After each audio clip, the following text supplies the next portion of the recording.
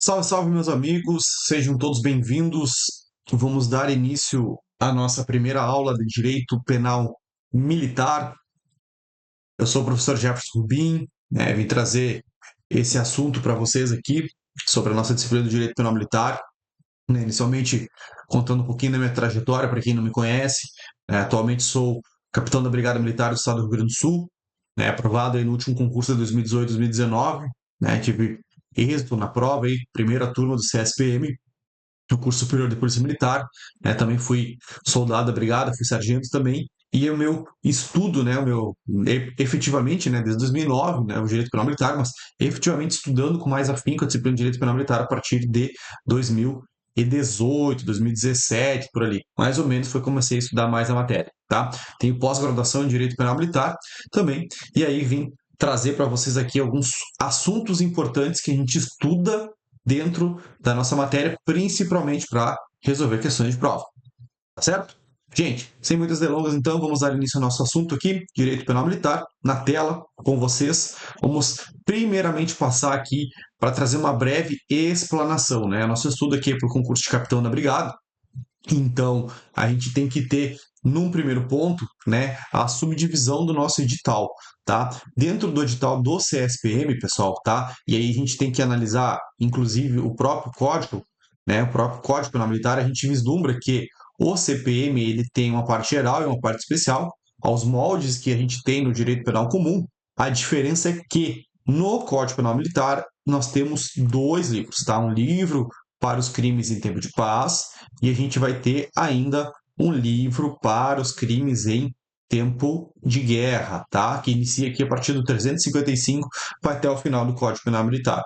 Qual que é a observação para nós aqui, tá? O nosso concurso, ele não vai trazer, tá? Ele não vai trazer, a gente não vai estudar os crimes em tempo de guerra, tá? Então a gente estuda aqui o livro único da parte especial, tá? E a gente estuda então os crimes em tempo de paz. Começa aqui no artigo 136 até o 410. O 136 vai tratar dos crimes contra a segurança externa do país, mas a gente também não estuda o nosso edital, ele começa efetivamente aqui a partir do crime do artigo 149, que são os crimes contra a autoridade e disciplina militar, que começa ali no motim, na revolta, que a gente vai estudar mais para frente da nossa aula. Tranquilo? Vamos lá então, vamos dar sequência. Lembrando, gente, o direito penal militar, ele, principalmente para vocês que estão estudando a matéria, quem está tendo contato pela primeira vez, o ideal é vocês ter o material impresso, a gente deixou na plataforma ali o código, com os artigos, então é importante tê-los, e o material impresso também. Qual que é a minha sugestão e o que eu fiz para o concurso que deu certo, eu gabaritei 5 questões de direito penal militar, é fazer muita questão, tá? Fazer muita questão. Gente, eu vou mostrar aqui rapidamente, estava permitido, deixar uma aba aberta justamente para isso, e a gente abre aqui no Que Concursos, ó, tá? Que é um site de questões. Quem não sabe, já vou trazer aqui a informação importante. Dentro do direito penal militar, professor, eu acho pouca questão de direito penal militar. Sim, gente, porque vocês estão pesquisando nos concursos no geral, concursos civis, tá? A gente tem que entrar aqui no Que Concursos, na aba Concursos, aqui nos 3 pontinhos aqui, ó, tá? Eu sei que a tela tá um pouquinho quebrada aí de vocês. Deixa eu ver se eu consigo arrumar. Aí melhorou, tá? Aqui na aba Concursos, vem em concursos militares, questões, tá? Seleciona aqui então a disciplina de Direito Penal Militar, aqui, e coloca o filtro, tá? Coloca o filtro do Penal Militar, olha só, e vai aparecer as questões de 800, quase 900 questões aí de Direito Penal Militar. Então é muita questão, pessoal, tá? Com questões de concursos militares, ó, técnico da Marinha, tá? Marinha 2024, aí vai ter várias pessoas, porque são concursos que vêm na sequência, Marinha 2023 e assim por diante, tá? Ó, sargento da PM de São Paulo 2024, vai ter concurso de oficial, do Exército, da Aeronáutica, das PM de São Paulo, Santa Catarina, Minas Gerais, tudo que é PM vai ter aqui, pessoal, tá? Então, façam, tá? Minha dica, façam todas. Todas as 893 questões, tá? É muito importante o direito militar, principalmente para a galera que não é do militarismo.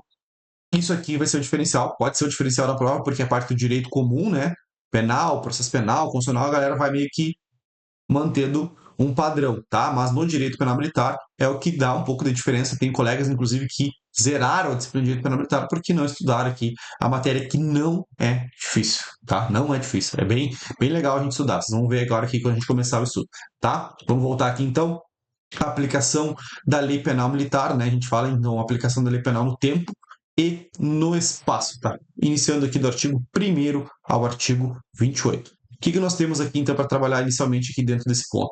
Primeiro, pessoal, tá? Nada mais é do que estudarmos o princípio da legalidade, né? Porque o princípio da legalidade, a gente encontra a previsão tanto no texto constitucional, tá? Artigo 5º aqui, inciso 39, quanto no artigo 1º do CPM. Se nós pegarmos também o artigo 1º do Código Penal Comum, né, do Código Penal Comum, ou Código Penal Brasileiro, digamos assim, vai ter a mesma previsão, tá?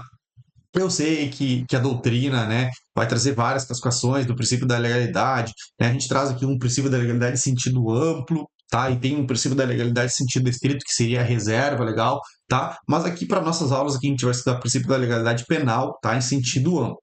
Tá? O que o Klaus Ruxin, que é um doutrinador da matéria, fala sobre esse princípio?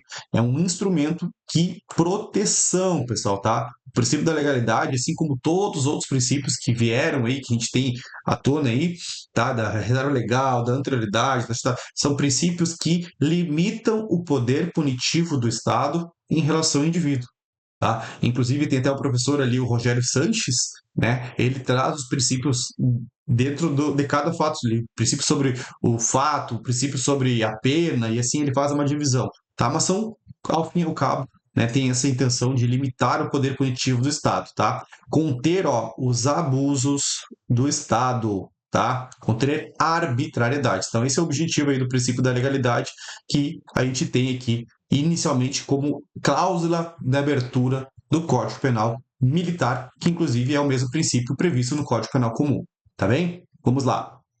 Inicialmente aqui, então, a gente tem uma evolução, eu trouxe aqui só a título de conhecimento, tá, pessoal? Né, como é que surgiu o princípio da legalidade, né? Então, a gente fala da obra do Espírito das Leis de Montesquieu, né, em 1748, dos delitos, né, de Beccaria, né, que tem o livro dos delitos das penas, o pessoal da faculdade deve ter estudado em algum momento disso aí, né? E a gente tem esse famoso brocardo aqui do Feuerbach, né? Que é nullum crime, nulla pena sine lege, né? Não há crime e não há pena sem lei, pessoal, tá? E quando ele fala em latim aqui, não há pena, né?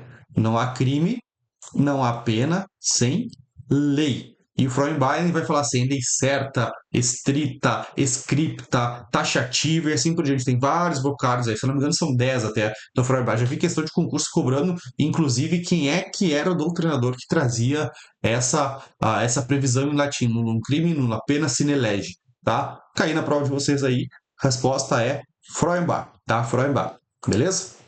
Avançando aqui então, vamos lá? A gente tem aqui o princípio da legalidade, qual que é o fundamento, então, né, está fundamentado no próprio Estado de Direito, né, Estado democrático do direito, ou seja, o Estado ele tem que se organizar sobre suas próprias leis e respeitar as próprias leis, né? Lá no direito administrativo a gente estuda, né, o princípio da legalidade para a administração e para o particular, ou seja, para a administração, critério de subordinação à lei. Tá? Lembra disso? Do direito administrativo? Então, o Estado não pode fazer nada que não tenha previsão em lei, né, ou que não tenha autorização, ou seja, o Estado ele está vinculado à lei, tá? É subordinado à lei, critério aí da subordinação, ok? Pessoal, finalidade então do princípio é trazer segurança jurídica, né? Não existia no modelo absolutista lá na época que surgiram, porque tinha inclusive aquela frase famosa, né? O Estado sou eu, né? O rei não erra, tá? Então eram princípios aí brocados que eram adotados numa época totalmente diferente do que a gente tem hoje, tá? Então o princípio da legalidade esteve presente em todas as constituições, tá? Pode ser questãozinha de prova, cobrando sobre histórico, acho difícil, né, pessoal? Mas mais para título de conhecimento aqui, para a gente engrandecer o nosso conhecimento aqui, inclusive se a gente vai falar depois numa prova oral, né? Sabe que o concurso ali tem prova oral, então é importante a gente ter um pouquinho de substrato para poder falar sobre isso aí eventualmente. Depois, o que nós temos aqui em relação ao princípio da legalidade? Tá? A gente vai ter agora os seus subprincípios, né, também chamados de axiomas. Tá? Então, dentro dessa visão aqui do princípio da legalidade penal, pessoal, como eu falei para vocês, ó, a gente estuda o princípio da legalidade em sentido amplo, tá?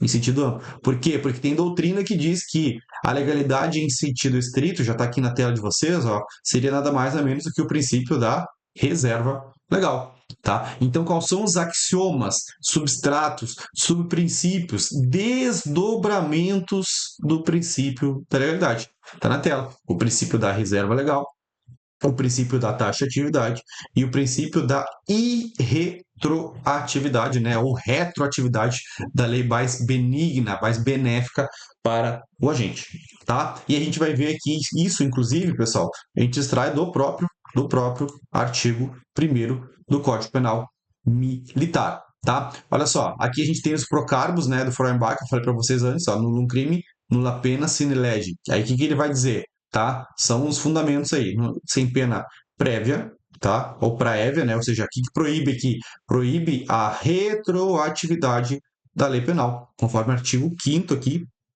inciso 40, né? L40 x L40, tá? Então, inciso 40 proíbe a retroatividade da lei penal, salvo, né, gente, para beneficiar, né? Salvo para benefício do agente, tá? Benefício, ok?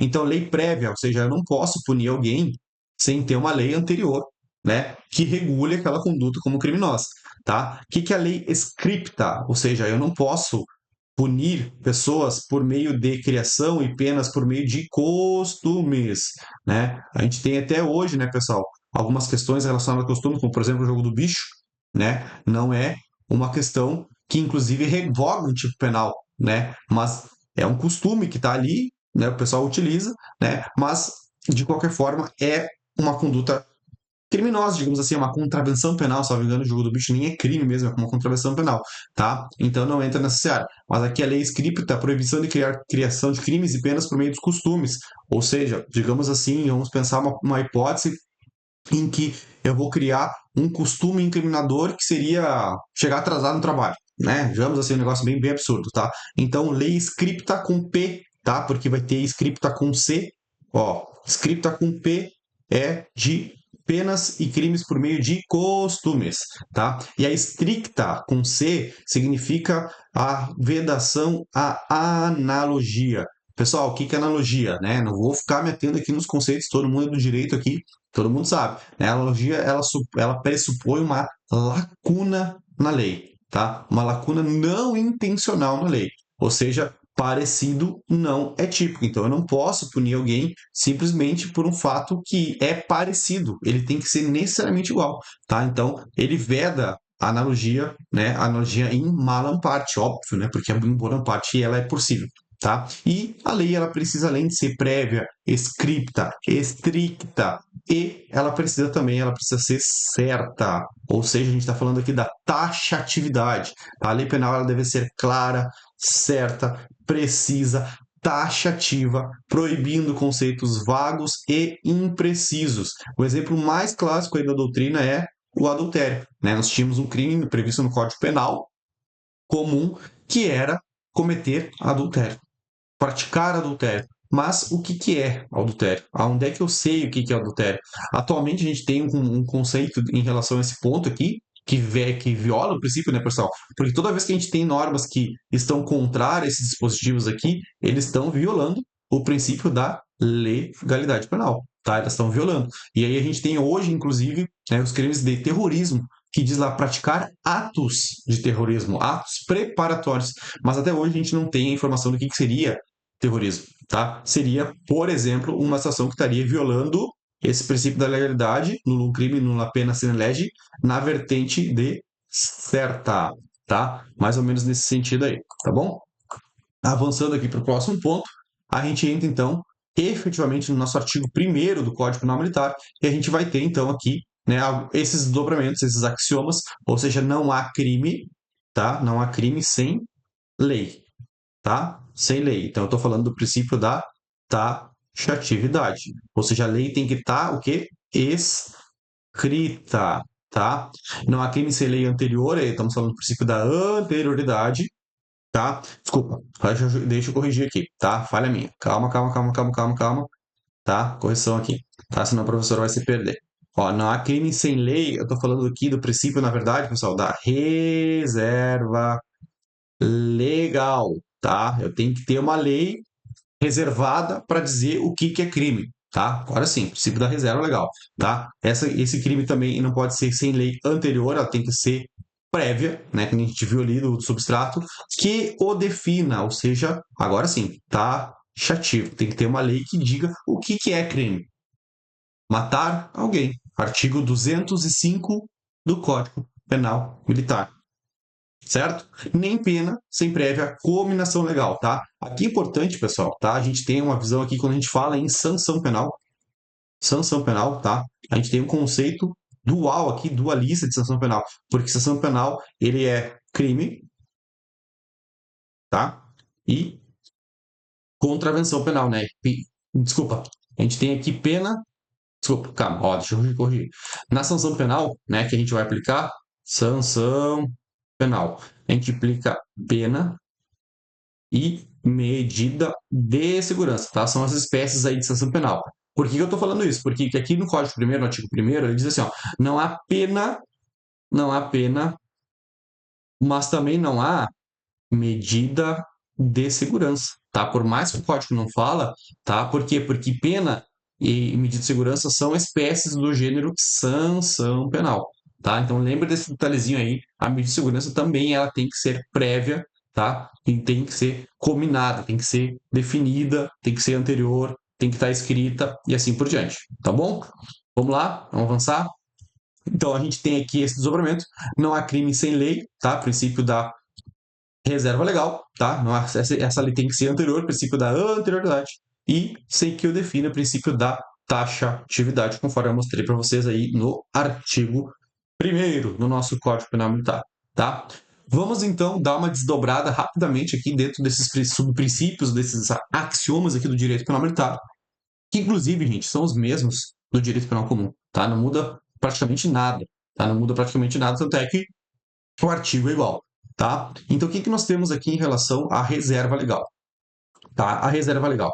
Nós temos, primeiramente, ó, o entendimento que, no Brasil, somente lei, tá? E quando eu falo lei, é lei ordinária e complementar, tá? Ou seja, eu não posso criar um crime por uma medida de segurança, por exemplo, tá? Não posso medir uma medida provisória, desculpa, eu falei medida de segurança, medida provisória, não posso criar um tipo penal por uma medida provisória, tá? Então, somente lei, né? E aí, quando eu falo lei em sentido formal, tá? Ela pode criar uma conduta criminosa. Inclusive, o que a gente extrai lá no texto constitucional como uma competência privativa da União, do artigo 22, inciso 1º, compete privamente à União legislar sobre direito penal, tá? E aí tem a pergunta, né, pessoal? Por quê? Porque sabemos lá que no artigo 22, você já deve ter estudado em algum momento da vida, que o parágrafo único do artigo 22 permite que os estados possam tratar de matérias específicas previstas no artigo 22. Entre elas, a matéria prevista no artigo 22, inciso 1, que trata sobre a legislação do direito penal. E aí vem a pergunta: então quer dizer que o Estado pode criar um crime? Pode legislar sobre o direito penal? Eu posso ter um crime somente para o Estado do Rio Grande do Sul e não é crime para o Estado de Santa Catarina? Gente, olha só. O que nós vamos ter aqui em relação a esse dispositivo? Tá? Primeiramente, os estados eles têm essa possibilidade, tá? Porque a própria Constituição autoriza, então ela permite que eles possam tratar das matérias nomeadas do artigo 22, inclusive sobre o direito penal, desde que presente dois requisitos, tá? Então, o primeiro requisito, deve tratar de matéria específica do Estado, interesse específico daquele Estado.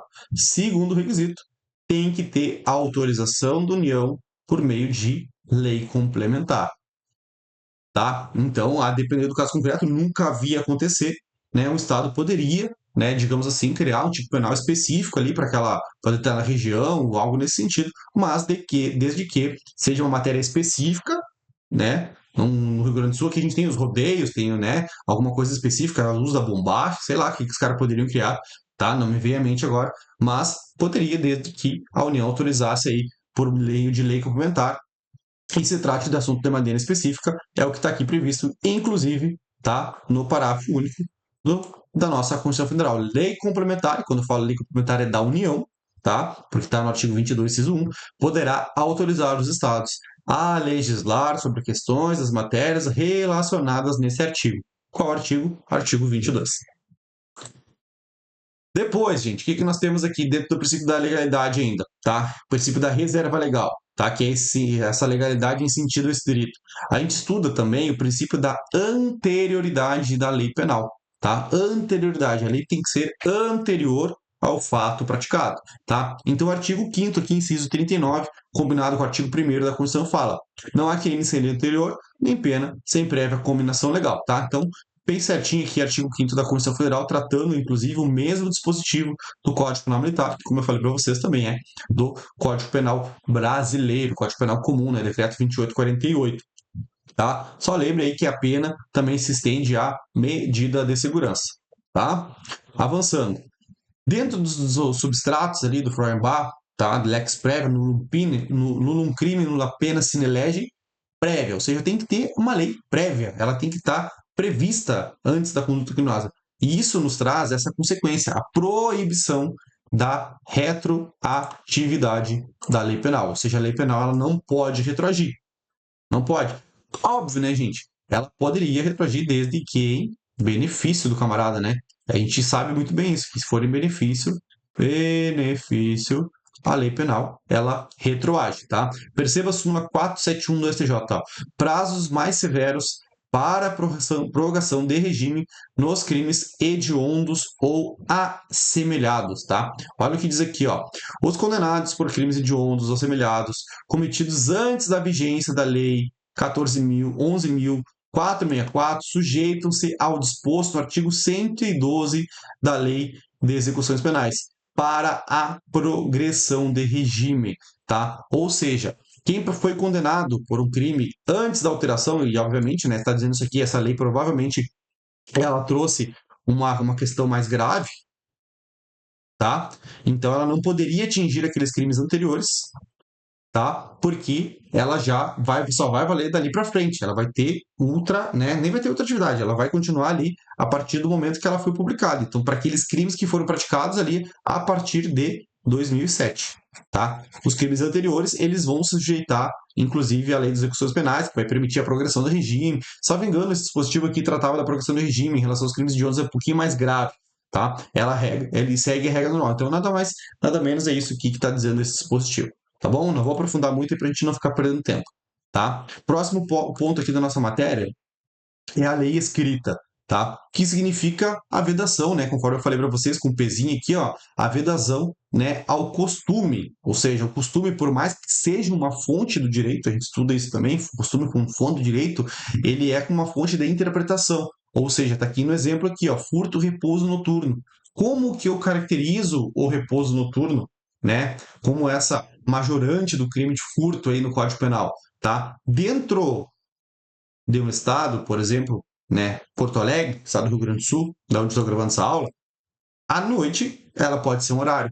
Em São Paulo, por outro lado, à noite pode ser um outro lado. Então, o que é o repouso noturno? E isso a gente usa, né, o costume para entender, é uma fonte de hermenêutica, de interpretação da lei, para conseguir identificar, né, o que seria o repouso noturno naquela região. Por isso que é uma fonte de interpretação, tá? Ela não está criando um tipo penal, ela está só relacionando ali o que é repouso noturno, porque pode ser que em algum estado, alguma cidade, uma cidadezinha no interior, repouso noturno pode ser 9 horas da noite. Sim, mas São Paulo, Porto Alegre é meia-noite, 11h30, tá? Então é mais isso que está dizendo, tá? Perfeito? Sistema positivado respeitando a segurança jurídica, não cabe, então, costume incriminador. Da mesma forma, tá? Já te adianto aqui, a gente vai falar depois mais sobre isso aqui, não cabe também a utilização de medidas provisórias aí para criar condutas criminosas. Vamos lá? Também, pessoal, tá? Lei estricta, tá? Botei com 2T aqui, ó, né? Botei o T maiúsculo, estricta, tá? Para lembrar que ela tem que ser estrita, ela tem que ser de acordo, perfeita, ela tem que tá bonitinha ali dizendo o que é o tipo penal, tá? Ou seja, ela vai vedar a aplicação da analogia salvo, né, em bonum parte, tá? Então, entre a conduta descrita no tipo e a conduta praticada por gente, ela tem que se encaixar perfeitamente. O sujeito vai lá e tira a vida de uma pessoa. Praticou o crime de matar alguém. É o enquadramento da conduta com o fato previsto na norma, né? aquela questão ali, conceito formal de crime, a relação da chave com a fechadura. O cara vai lá e matou alguém. Eu vou lá no Código Penal, militar, no nosso caso, 205, e verifico que aquilo está exatamente conforme a prática, né, com aquela conduta que aquele sujeito praticou. Tá? Então, isso que significa lei estrita, certa, tá bom? E aqui ela vela também, né, a analogia salvo para benefício do camarada, tá? Então, quando for para beneficiar, pode ter certeza aí que a lei, com certeza, ela vai atingir. Qualquer analogia que viola o princípio da legalidade dessa vertente, né, em malam parte, vai estar, sim, né, trazendo um efeito negativo em relação ao princípio da legalidade na vertente da lex stricta. Tá?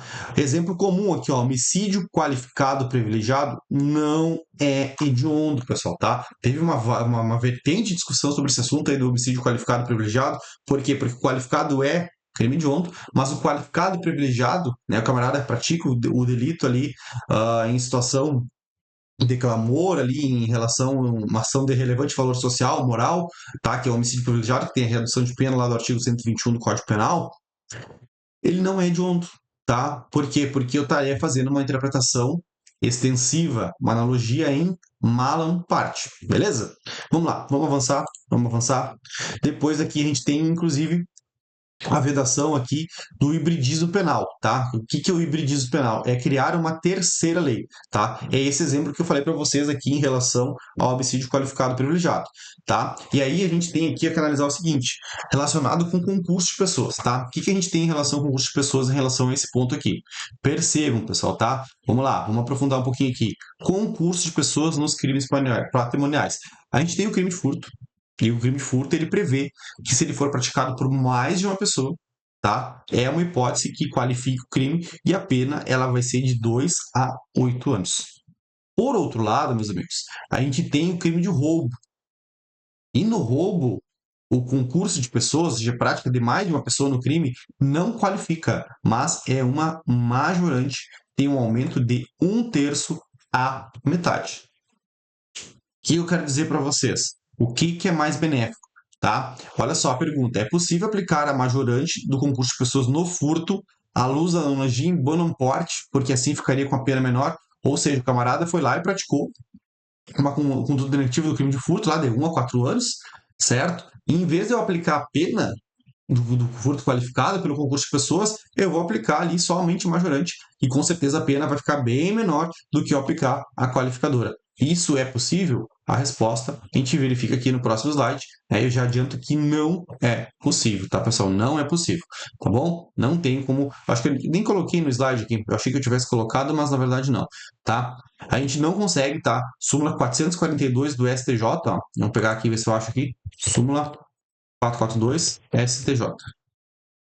Ó, é inadmissível aplicar no furto qualificado pelo concurso de agentes a majorante do roubo, tá? Isso não é possível, porque seria uma hipótese aí de criar uma terceira lei. Por que eu estou criando uma terceira lei? Porque eu estou pegando parte de uma lei e parte antes fazendo uma combinação de leis penais, tá? Isso não é autorizado, tá? O legislador aí, a doutrina, a jurisprudência não permite esse tipo de prática.